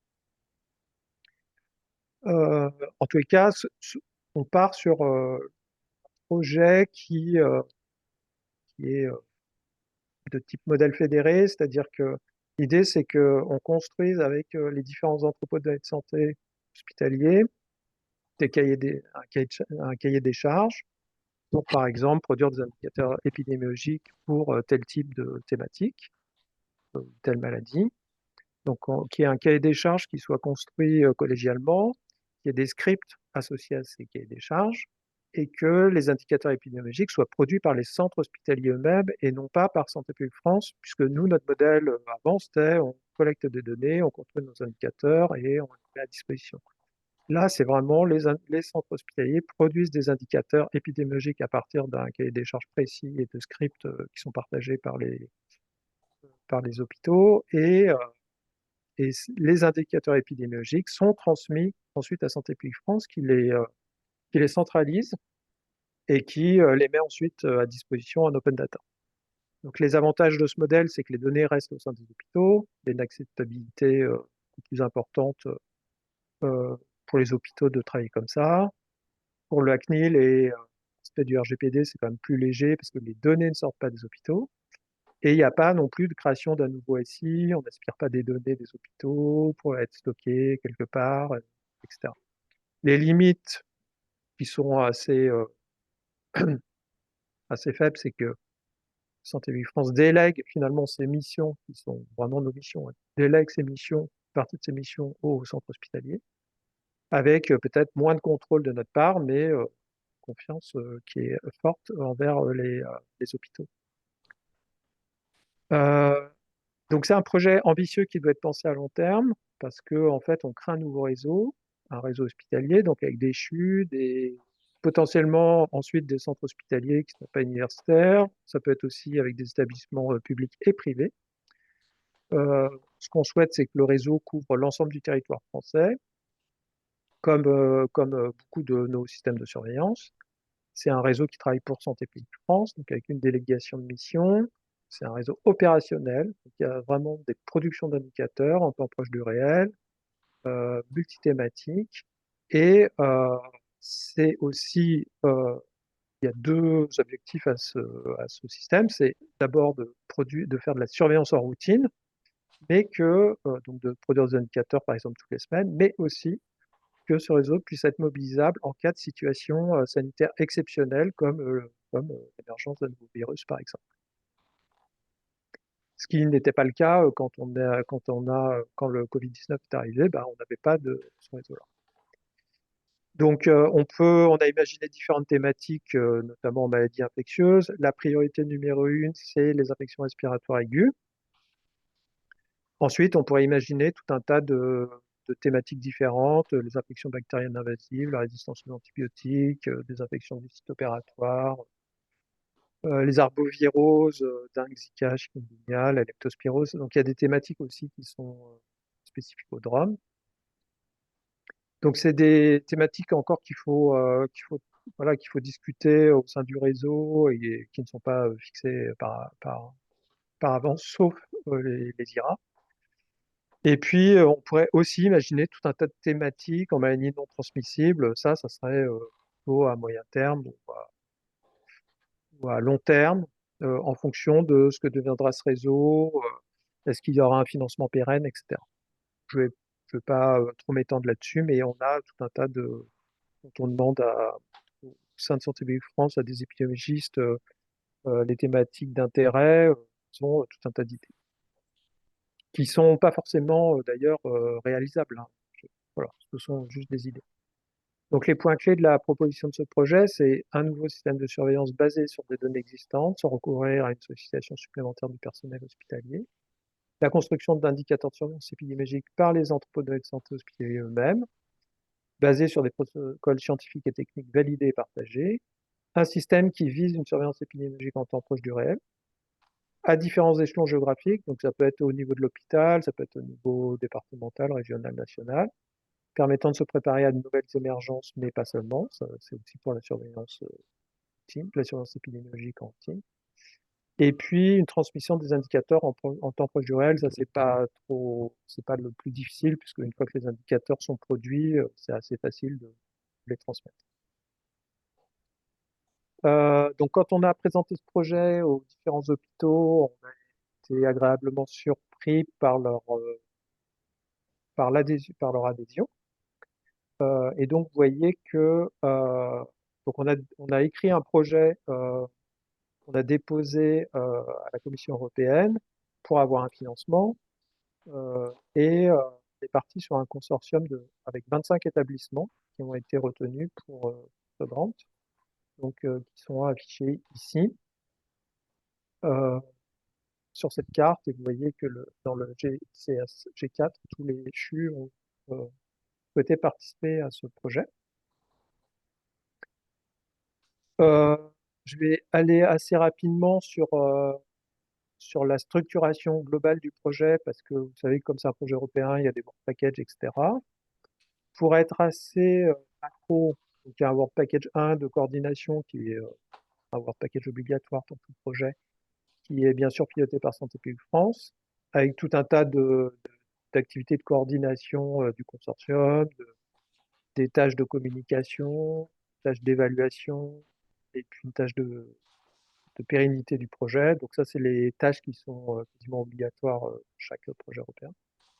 Et puis deux Work Packages très importants, un Work Package 2 qui est coordonné par Bordeaux Population Health et un Work Package 3 qui va être coordonné par le HDH. En gros, donc le Work Package 2 va, si on veut vraiment faire simple hein, pour pas passer trop de temps dessus, le Work Package 2, c'est vraiment le développement méthodologique. Donc, je vous ai parlé des protocoles scientifiques. C'est vraiment ce Work Package 2 qui va permettre aux experts de chaque thématique de se réunir, de définir comment on fait pour produire des indicateurs, à partir de quelles données, quelle méthode utiliser, comment on peut standardiser tout ça entre les établissements. Et puis le Work Package 3, ça va être plutôt la partie implémentation de tout ça, donc aide à l'implémentation, avec donc, recueillir les capacités de besoin des EDS, constituer et animer un comité technique, assurer ensemble avec SPF une couverture territoriale représentative, assurer l'accompagnement technique des entrepôts dans le cadre de l'identification, la standardisation et l'anonymisation de la donnée. Et on a enfin un quatrième Work Package qui est coordonné par SPF, qui est un peu un Work Package qui est exposé aux autres pays européens, et notamment pour voir ce que les autres pays européens font. Est-ce que eux-mêmes, est-ce qu'il y a des agences de santé publique qui elles-mêmes collectent des données qui sont produites par des hôpitaux? Est-ce qu'il y a ce type de modèle dans les autres pays? Et est-ce qu'il y a des centres hospitaliers européens qui seraient intéressés par justement mettre en place un peu les mêmes scripts que ceux qui sont développés dans ce projet bah, pour voir si ils peuvent produire aussi des indicateurs qui les intéresseraient et qui nous intéresseraient. On aurait aimé, par exemple, quand le Covid est arrivé, savoir exactement ce qui se passait dans les hôpitaux italiens et avoir un indicateur épidémiologique qui ressemblerait au nôtre, par exemple. Donc ça, c'est la dernière slide, c'est le calendrier prévisionnel. Donc en fait, ce qui était important, c'est qu'on on a sollicité donc, les établissements entre décembre, janvier, février. On était on était très comptés et on a déposé le dossier. La deadline, c'était le 29 février, on a dû le déposer le 27. J'avais fait un message pour informer tous les établissements participants qu'on avait déposé ce dossier. Donc, chaque hôpital a demandé un financement qui correspondait aussi à la participation au Work Package 2, au Work Package 3, etc. Donc, on a envoyé tout ça. Là, on est à la ligne rouge pointillée, c'est actuellement. Donc, on n'a pas eu de retour pour le moment de la Commission européenne sur ce projet. On s'attendait à avoir un retour vers l'été, avant l'été.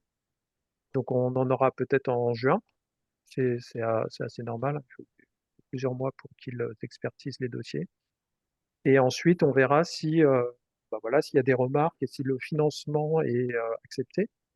Donc, on a quand même un financement qui est assez élevé, hein, puisqu'on a demandé, le budget total, je crois que c'est 15 millions d'euros, avec un financement demandé à hauteur de 60% par la Commission européenne, donc ça doit faire 9 millions. Donc voilà, j'ai fini. Merci pour votre attention et je suis bien sûr disponible pour les questions que vous auriez sur le projet. Un très, très grand merci. Bon, c'est un énorme projet et vous l'avez déposé en avance, hein, 27 février pour le 29. Moi, je suis Oui, très impressionnée. c'était pas. Parce qu'en général, moi, je dépose le 29 pour le 29. Oui, mais là, non, là, c'était vraiment. En fait, on ne s'attendait pas à avoir autant d'hôpitaux. On pensait 4-5 hôpitaux et en fait, il y a énormément. Quasiment tous les CHU ont. Enfin, 25 CHU sur, je crois qu'il y en a 32 en Ouais. France. Enfin, Donc, ça va permettre enfin, ça va être extrêmement intéressant pour le coup avec une telle couverture du territoire. Alors, je vois des mains levées. Il y avait Jacques en premier. Alors, toujours Jacques, bonjour. Non, je lis toujours avec attention tous les résultats de Santé publique France et quelquefois je leur envoie aussi des petites questions qui me répondent. Et cette année, c'était très très bien d'avoir une stratification avec l'âge des bronchiolites du nourrisson, ce qui était particulièrement intéressant et notamment pour analyser ce que a abordé également Didier Binquier, l'effet je dirais, anticorps monoclonal sur l'épidémie de bronchiolite. Ce que je voulais, dans votre étude, vous avez beaucoup insisté sur les données hospitalières, mais il faut savoir que pour les bronchiolites, il n'y a que 2% des bronchiolites qui sont hospitalisés. Donc, pour évaluer le fardeau de cette pathologie respiratoire, il faudrait également avoir quelques chiffres qui viennent de l'ambulatoire et on en a très peu en dehors de SOS médecins, de ces chiffres-là. Mais qu'est-ce que vous pouvez faire pour avoir une meilleure image de ce qui se passe en ville, qui représente donc plus de 95% de la pathologie respiratoire du nourrisson, pour justement cette évaluation du fardeau au niveau de la population et mieux évaluer l'effet de tel ou tel nouveau traitement sur telle et telle maladie. Ouais, je vais laisser la parole à Isabelle Parent, parce que je pense que c'est la personne la mieux placée pour vous répondre. Je ne sais pas si Isabelle, tu es content. Oui, bonjour.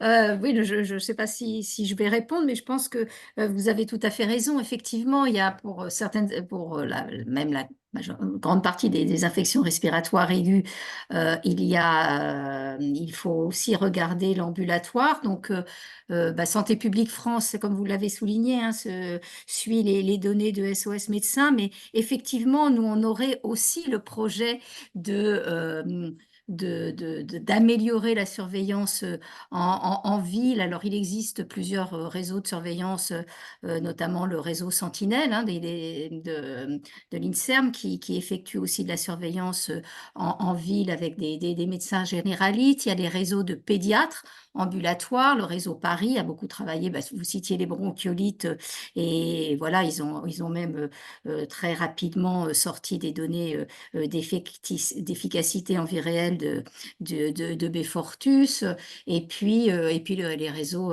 SOS médecins, P4DP, il y a d'autres réseaux comme ICOVIA aussi qui collectent des données notamment sur ces infections respiratoires. Donc je ne sais pas Yann, voilà, on en a fait voilà, plus ou moins évoqué, mais l'idée aussi dans le futur c'est peut-être de constituer un regroupement de ces réseaux pour être en mesure de produire des indicateurs communs sur différentes pathologies infectieuses et puis dans le futur peut-être pas que infectieuses.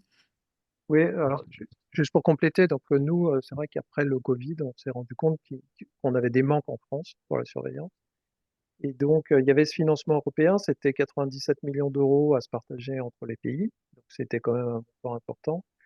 Et en fait, on avait le choix, c'était pas axé sur l'hôpital. Donc, on aurait pu choisir autre chose. Ce qui nous a semblé quand même criant, c'était le fait qu'on n'a aucun système à l'hôpital, parce que vous avez vu que Civic est tombé, parce qu'il n'était plus, il n'y a plus aucune adhésion pour utiliser Civic pour la surveillance des IRA. Et donc, on a axé sur l'hôpital. C'est pas parce qu'on a ce projet à l'hôpital que le reste va forcément bien ou ne mérite pas d'amélioration. Et justement, il y a aussi la surveillance en médecine de ville qui nécessite aussi pas mal d'efforts pour être améliorée. Et donc, comme dit Isabelle, nous, on a envie de faire travailler aussi tous les réseaux existants ensemble et de faire une sorte de réseau. Alors, c'est un peu différent d'Orchidée, parce qu'Orchidée, on crée un nouveau réseau. Donc, et puis, on profite de ce projet européen, etc. Donc, c'est plus facile. Là, il y a des réseaux qui existent depuis 25 ans, etc., qui ont leurs habitudes, etc. Donc, il faut les faire travailler ensemble.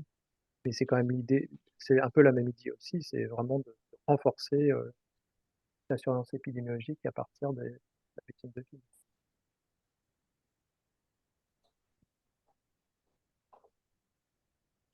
Merci beaucoup. Il y a une question de Sylvain Chameau, Pas tellement une question, mais plus une remarque. des encouragements. Voilà, parce que c'est un beau Merci. bébé. Travailler avec 25 EDSH, ça va être quelque chose. Donc j'espère que ça va aboutir et que derrière, il y aura des données intéressantes, mais rien qu'en termes Enfin, la démarche d'aller vers les entrepôts de données et les laisser exécuter, effectivement, c'est sans doute ce qu'il y a de mieux à faire. Mais voilà, bravo et bon courage. Merci beaucoup. Sachant qu'il y avait déjà, on sait qu'il y a déjà des hôpitaux qui produisent des indicateurs pour eux-mêmes. Mm. Il y a Rouen, il y a Tours, il y a Bordeaux, il y en a d'autres aussi. Donc là, actuellement, on fait un POC avec CHU de Bordeaux. Donc il y a un étudiant en N2 épidémiologie qui travaille avec Vianney, que vous connaissez sans doute, Vianney Jouet, et moi sur la production d'indicateurs épidémiologiques pour les IRA à partir de l'EDS du CHU de Bordeaux. Et donc voilà, après, je pense que l'idée, c'est quand même que la plupart des CHU puissent produire des indicateurs IRA pour la saison, si je ne me trompe pas, 2025-2026, Mm. dans d'un an. Peut-être au départ avec un script qui produit des indicateurs assez simples. Il y a aussi la notion de ne pas utiliser des données trop complexes qui ne soient pas disponibles dans l'ensemble des Ouais, CHU, etc. dans Donc, tous il faut les... faire attention à ça. Bien sûr. Ok, Et merci beaucoup pour vos encouragements. merci à vous. Et nous, on sera curieux dans une journée de la FHU dans quelques années d'avoir les résultats de tout cela. Donc l'idée, c'est que de toute façon, les indicateurs épidémiologiques qui seront produits par ce réseau seront tous en open data. Ouais, Et ce qu'on souhaite aussi, c'est que les scripts soient partagés par les CHU, mais soient aussi dans open source, qu'ils puissent être réutilisables par tous, d'accord. parce qu'on a besoin de cette transparence et c'est nécessaire, quoi. Donc, de toute façon, tout ce qui sera produit par les établissements seront mis en open data sur le site de Santé Publique France, sur notre site internet, pas sur notre site internet, sur notre site d'open data. Très bien. En tout cas, ben, un très, très grand merci à vous. Est-ce qu'il n'y a pas d'autres questions? Je vais vous proposer de faire la conclusion. Merci encore à tous les intervenants, à tous les participants pour cette 4e journée de la FHU Respire, qui a été, je pense, assez riche et variée. J'espère que ça vous a plu. Vous allez pouvoir retrouver pour les intervenants qui ont donné leur accord les enregistrements des interventions. Je vous donne rendez-vous déjà dans peu de temps, mardi 28 mai, entre 13 et 14 heures pour la dernière conférence du dernier mardi du mois, qui sera sur l'étude phylodynamique du SARS-CoV-2 en France, en Europe et dans le monde en 2020 et qui va être fait par Romain Copé, qui est maître de conférence en bioinformatique à l'Université de Rouen-Normandie. Les prochains rendez-vous, ça sera en présentiel cette fois-ci, donc au 2e congrès de la FHU, donc à Cabourg, au Centre Talazur. Vous allez recevoir bientôt, quand nous aurons terminé le pré-programme, l'appel à communication et je compte sur tout le monde pour soumettre des communications qui pourront être orales et ou affichées. Et puis les inscriptions ouvriront à la mi-juillet. Bien sûr, le nombre sera limité du fait tout simplement de la place, puisqu'il faut pouvoir loger tout le monde et l'idée, c'est de loger tout le monde sur place. Et donc, je vous remercie tous. Alors, je ne sais pas s'il y a des commentaires ou des choses particulières, mais en tout cas, un très, très grand merci à tous. Et puis, à très bientôt.